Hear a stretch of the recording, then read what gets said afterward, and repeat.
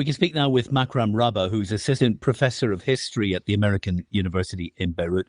Makram, good morning to you. Lots Good of morning. concerns, obviously, lots of concerns about the safety of various religious communities in Syria, and it is a diverse religious landscape. Can you quite briefly give us a sense of that diversity?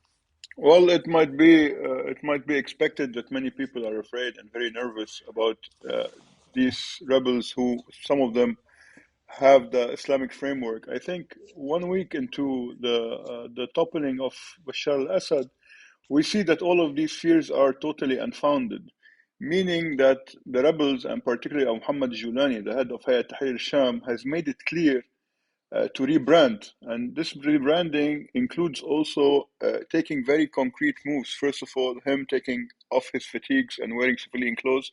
And more importantly, the whole alliance of minorities, which the Bashar al Assad regime has endorsed for a long time, meaning that all of these non Sunni religious minorities can come together and protect themselves from this supposed Sunni, quote unquote, Sunni monster, is actually nowhere to be found.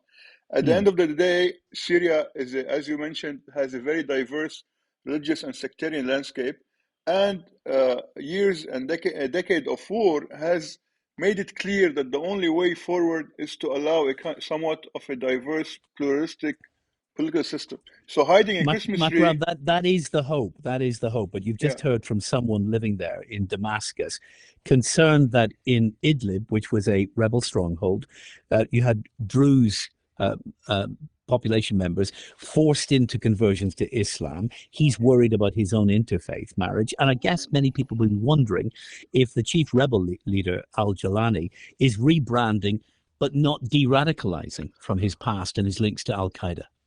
well, one has to go back and see the relationship of the Druze of Idlib with Julani. I think this was something based on the early years of. I'm not trying to justify what Julani did or But it what he happened. might It do. did happen. It happened just like the fact that al-Assad and his concentration camps have led thousands of these people into death under the idea that he's protecting the minorities. I think anyone who was willing in the past to believe that Bashar al-Assad can can actually also bet on the fact that these people who have been fighting for the last 15 years have changed. At the end of the day, I don't believe that people can change without a solid constitution that would protect individual rights. This is our only way forward in the region, be it in Lebanon or in Syria. Hmm. So you're ambitious for this new regime, if it is a new regime, that al-Jilani may actually step forward to defend religious tolerance. Yes, because I think this would be his call to fame. He wants to become a leader of the new Syria, and the only way forward is for him to project a kind of a modern Sunni identity. Yes, he does belong to his DNA does belong to Al Qaeda, but also at the same time, I think Syria itself and the fact that many people are trickling back from the diaspora will change the whole political landscape. Julani on his own, or what he calls himself Ahmad Shara now, cannot get the international community and the much needed funds if he doesn't walk the walk. He is talking the talk and he is walking the walk. And as an observer, I am not willing to condemn this person who has been doing all the right things for the last 7 days. Okay. Makram, thank you very much. Time will tell.